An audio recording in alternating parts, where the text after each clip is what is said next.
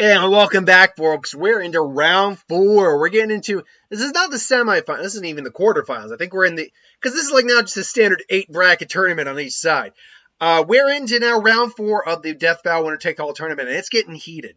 I've got people who make predictions every week now, and some of them might be right, some of them might be wrong, but we're here to go over it. We've got our matches set. Let's get into it. So the first match was number 18 versus Sephiroth. Now, in terms of sheer speed, power, and destructive capability, 18 does ultimately win. She also got durability factor on her side, too, as she can take far more damage than Sephiroth actually can, in the sense that Sephiroth needs to regenerate. He can take a lot of damage and keep healing from it, but his body can only take so much damage, compared to 18, who was programmed to take on Goku and was already much more powerful than someone like Frieza, who could survive a planet blowing up into space, even while cut in half and missing an arm. So, yeah, her durability is on a far higher scale than Sephiroth's. Sephiroth's illusions, his swordplay, it might keep up with her for a little while, but she's definitely going to hold the strong edge. The question is, will she survive Supernova? Now, I had someone that say, well, she's probably universal level in terms of power. No, 18's not universal level in terms of power. Let's be clear. 18's power output, while her and 17 have an infinite engine generator, she doesn't tire out. Her stamina is near infinite. She doesn't have the power to threaten the universe on like a grand scale. Like, her powering up doesn't threaten the fabric of the universe. Goku powering up in the Super Saiyan forms, and it's like God forms using Gagi, that can threaten the fabric of the universe. That level of power is universal. 18 is not in that sense. And before you ask, well, she and Krillin were able to take on Super Saiyan Blue Goku. That's because Super Saiyan Blue regulates your ki, and you can pretty much control it to a finite degree. So that's why, they were able to kind of go toe-to-toe with Goku. Now, she's able to go toe-to-toe with, so she's certainly a solar system buster. I have no issue against arguing that point. Specifically, says she's probably gotten stronger since these android sagas. So I would not argue solar system buster, but she's not universal. She's not even galactic. But that said, she probably has the durability to survive a star being thrown in her face. Specifically because she can, at least in the game, she can absorb energy blowing up, or she can probably at least force it back with her own ki blast. Now, that's not to say she would make it out unscathed. It's kind of like this. Think about it this way. We know that Cooler, or I'm using Cooler as a weird example, but Cooler actually got blasted by the Kamehameha by Goku and was incinerated in a star. Well, 18 is probably stronger than Cooler. She's not immune to a supernova blowing up in her face, theoretically. But what she does have is the speed to actually get away from the attack. Because the way the attack is explained, and again, I reference Death Battle where it does seem relevant, and it does seem relevant here to reference it. They explain that basically what it looks like is the opponent or the victim is being teleported somewhere else. Sephiroth that you see is just an illusion. And basically, they say the attack is unavoidable. However, 18 being extremely fast and experienced fighter, as well as energy, could probably find a way to avoid it or mitigate the damage done. So then once she gets sent back, she can quickly blow Sephiroth up with one final attack. But this is also assuming that the fight gets that far. She could just lay waste to him pretty early on and just wipe him out. I think it would be close. I do actually think in a 100 scenario fights, she does lose actually a couple times. Because I don't think she could actually take a full-on star to the face without doing anything and survive it. I think it would kill her. But ultimately, I will go 18 in this fight. Then we got Darkseid versus Ultron. Ultron is a very powerful individual, has usurped entire societies of techno-organic beings. But, yeah, let's not mince words here. He's still a machine. His adamantium and vibranium doesn't really mean shit against the Omega beams, which can just annihilate, incinerate, teleport things, all that. We have to assume that someone like Superman or Darkseid, they're individuals whose strength level basically hits the point where even something that like adamantium or vibranium does not work. In worst case scenario, Ultron's still a robot. He can just take Ultron somewhere, rip him apart, and leave him floating for nothing in space. Throw him into a star or something, and let him just roast. and yes, Ultron's got plenty of backup systems, but ultimately he doesn't. Ultron doesn't bring anything to the table in a fight against Darkseid that could beat Darkseid, whereas Darkseid has several things that could probably take down Ultron if he really needed to. Ultron would be tricky though. It's like Darkseid doesn't deal with robotics very much. I believe he's taken on Brainiac a few times, but other than that, and Brainiac's technically a machine and some organics mixed together. He's mostly a machine, but yeah, Ultron I do think would be the loser in that fight. Darkseid takes the win. The Mask. Death is very powerful. She can do a lot, but the Mask's Toon Force and all that, she doesn't have an answer to that. Unfortunately, her power is not to the level where something like a gag character or Toon Force would not work. So, unfortunately, for her, the Mask wins. Moving on. Beerus versus Naruto. All you Naruto fans like, Naruto's a planet buster. And at this point, I've come around to that. Yeah, Naruto himself is a planet buster. Add Kurama on there. He could easily blow up the planet without too much difficulty. His Bayon form, I believe it's called, also is extremely powerful, but it's a double-edged sword. But that doesn't really matter. Beerus can literally take out half a planet just by tapping a table. He is literally he's probably a multiversal threat. Any god of destruction who has the power to destroy a universe is actually a multiversal threat, due to the fact that he can destroy a multiverse. He can destroy universes systematically if he really wanted to. So Naruto would put up the best fight he could, but he ultimately would lose severely in the not even in the long haul. His power is not much beyond that of a planetary individual. His power isn't much beyond anything like a standard Z fighter who could blow up a planet. He's not even really a solar system threat. If Naruto could survive in the vacuum of space, you could make an argument that maybe he could be a solar system level threat. But that would first have to start with him being able to take out a star. I don't even know if he has enough power to take out a star. So I'm going with Beerus in that fight, like I think a lot of people are. And sorry if you heard something. I had to adjust something on my bed where I am. But yeah. Beerus would easily just kind of trounce Naruto, if I'm going to be honest. Like, let's put it this way. Goku at Super Saiyan 3 and Dragon Ball Z's power risked destroying the planet just by powering up. And Beerus just flicked him and just karate chopped him, and the fight was done. Naruto's power has never been that great. So, by that standard, Beerus wins. Rogue versus Spawn. Now, Rogue's made it pretty far in this fight. I'm actually really happy for Rogue. But this is kind of where the fight ends. Spawn is easily someone who can keep up with her physically. He can augment his physical abilities. His level of magic is enough that he could easily take her down. So, manipulate her soul, mind control, the works. But more than the point is, Rogue's ability to absorb life force wouldn't work on Spawn because nothing you see with Spawn is his skin. It's an entire suit of another being. It's a demonic being too. Now, maybe that she could still absorb that life force, but that would probably have some pretty bad consequences, seeing that as, again, it's a demonic entity that she probably should not be messing with. And Rogue is not sinless. Rogue has, for instance, the reason she can fly, has the durability she has, because she absorbed the life force of Captain Marvel. She is not a victim.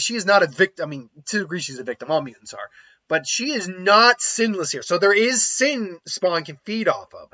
Add on the level of magic he possesses. Add on his experience as a soldier, too. Yeah, he would trounce Rogue. So Spawn takes that win. Vegeta versus Shao Kahn. Now, I have one viewer in particular. I'm not going to name names because that's not fair to anyone. Who's been arguing that Shao Kahn, at his strongest, is multiversal. That he absorbs it. He's basically like the de facto god of the Mortal Kombat at that point. And in a certain story, that happened. So I tried to look that information up. Unfortunately, I couldn't find that information. Like, I believe it's Mortal Kombat, either Armageddon, Apocalypse, or Extinction, one of the three. But point being, I couldn't find that with Shao Kahn. Now, I'm not saying you're wrong. You're probably right that was a thing. But I couldn't find it. But here's the thing. Let's first off look at base form Shao Kahn. Now, Vegeta would lay waste to base form Shao Kahn, even with all she's like soul manipulation, all that. No, because Vegeta's dealt with mind control, his possession of his body and his spirit before. Like, he's dealt with that before, so that's nothing new. He could annihilate a planet with his bare hand if he wanted to. He's universal in terms of his power thanks to God Ki. So yeah, base form Shao Kahn doesn't stand a chance. Let's deal with that whole multiversal thing. Let's be clear. Gods are not created equally. In fact, we even learned that in like the Tournament of Power, when the Gods of Destruction did that little exposition for Zeno, manga and anime wise. Especially in the manga, there were only two gods standing at the end of the fight: Beerus and the mouse. I can't remember the mouse's name. They're all named after Boos. So it's Beerus. Jin was the lizard guy or fish lizard guy. Tequila was, I believe, Belmod's angel. Point being, the mouse. They were last one saying. So it's clear, gods are not created equally in any form. There's a reason there's a hierarchy in any pantheon. There's a reason there's a king of the gods with Zeus and all that. What I'm trying to get at is, just because you're multiversal in some aspect doesn't mean you would still be a universal level character. Because from the little I've heard explained, Shao Kahn might have been the top dog of Mortal Kombat, but how do you translate the gods of Mortal Kombat into, say, Dragon Ball Z? So, one second here. Mortal Kombat gods. Mortal Kombat gods. Or elder gods. Excuse me, elder gods. Mortal Kombat elder gods. Like, because we know Raiden's an elder god. We know that the elder gods are deities in the Mortal Kombat universe. They're the ruling deities and the creators of the universe, only being overshadowed by entities, Titans, and the One Being. So allegedly, okay, the One Being. That is allegedly what he was referencing. It's like if he became the One Being, when he became the One Being. First introduced in Mortal Kombat Session, the One Being is considered to be the progenitor of realms in Mortal Kombat, the six major: Earth Realm, Nether Realm, Outworld, Order Realm, Chaos Realm, and Endynia, and all the smaller realms. From the act, so basically powers, from the fact that it fed off the essence of the Elder Gods, it could be concluded that the One Being holds the power of each of the Elder Gods, giving it nigh omnipotence. It could be concluded that it has the control over time and space, reality, and all living realms. It has also influenced powerful individuals such as Ognon, Shao Kahn, quite possibly Shiok. So I'm trying to see here where, because here's the thing: if that's Armageddon. Here we go. So in Mortal Kombat in 2011, Shao Kahn has hinted at being under the influence of the One Being as he stands atop the pyramid, preparing to begin Armageddon and destroy the realms. The events in the second timeline hasten. See, the problem here is that you're dealing with a lot of timelines and alternate versions of characters. As Planethers that are and there's that's the problem. While I'm not saying the Shao Kahn becoming the One Being thing didn't happen, it doesn't seem like it's canon with anything. Because it seems like a lot of these games tend to contradict their own canon and have different timelines to them. That's honestly the reason I haven't been really using the multiversal version of Shao Kahn, is because because I've got the One Being thing listed right here. I'm not seeing anything that said Shao Kahn became the One Being. It's implied that it has acted through beings such as Shao Kahn and Onaga, and is responsible for their attempts to merge all realms, particularly Earth Realm, into Outworld. Yeah, again, I'm sorry. Maybe I'm missing something. Maybe I am. But I'm not seeing anything that says Shao Kahn gained that power. So unless you could actually cite me because I know that I'm not saying the person's name because I'm not calling anyone out, and I'm not calling them a liar for what they're saying. I'm just saying, if you're really trying to argue the fact that Shao Kahn has became the One Being at one point, cite me the source, put it in the comments, and then if it does seem to work out and the power does seem to overshadow Vegeta's to a great degree, then I will adjust the round 5 rankings. But until then, I'm going Vegeta in this fight.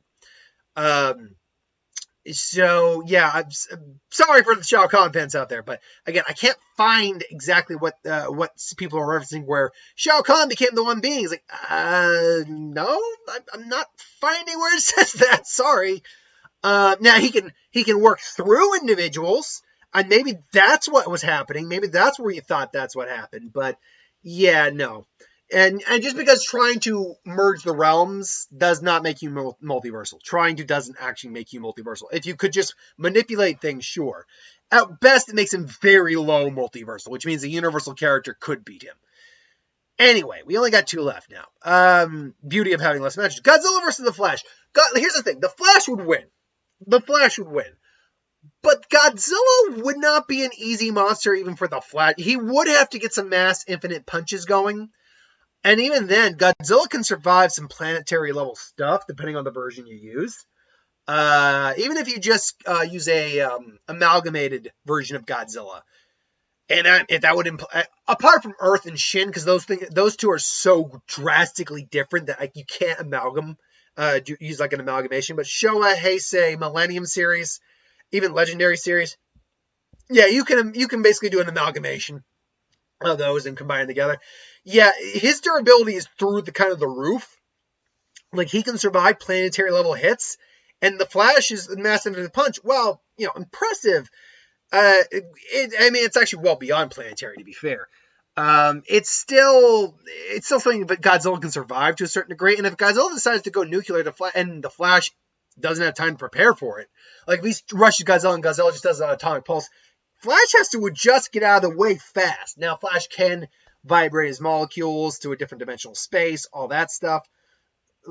But yeah, it's one of those things where, yeah, the Flash would win. Just because Godzilla would not be able to catch the Flash or anything like that. It's just not a good fight for Godzilla, unfortunately. So even though I love the Big G, I do, this is the last match he gets to play around in.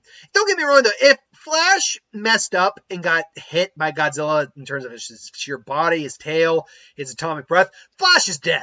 Like, Flash is still only human. But yeah. Last but not least, Doomsday versus Broly. Okay. This is a big one. Because we know Doomsday he's a universal level threat without radiating universal power, basically. He's punched through the Phantom Zone. He's literally survived just a pummeling from Darkseid, the Omega Beams. He can be strong enough to keep coming back and being stronger and stronger than Superman. Broly. Doomsday is just a beast. He can adapt to anything, basically. He can die and come back. So the question is Broly strong enough to put him down for the fight? That's the question. And I will actually say yes, because his power is so great, it actually shatters reality several times over. Like, multiple times over. Broly's power is enough that it literally affects the universe just by powering up. See, that's the difference between Doomsday and Broly. Is that Broly is just pure physical strength with no abilities tied to it. Apart from his poison, his claws, and regeneration. But he doesn't have like an aura, energy aura, power level, or anything along those lines. Broly, however, does have all those. Plus, he has a force field that can paralyze and keep people, paralyzed and protect him. And then, factor in the amount of power he'd have to dish out. I do believe, yes. While it would be insanely difficult on Broly's part, I think, because Doomsday is just that strong. The fact that his power can legitimately shatter reality, it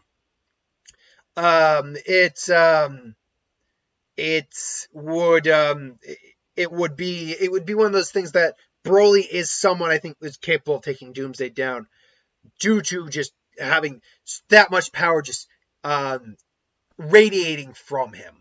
And on the level that it is. So, yes, I am going Broly in that fight. Let me know what you think otherwise, though. Put in the comments below. Thanks for watching. So, I will put up the pairings for round 5 around Tuesday. So, keep your eyes out for that. Until then, thanks for watching. Hope you enjoyed. Did you agree or disagree with what I chose for my listing in terms of power?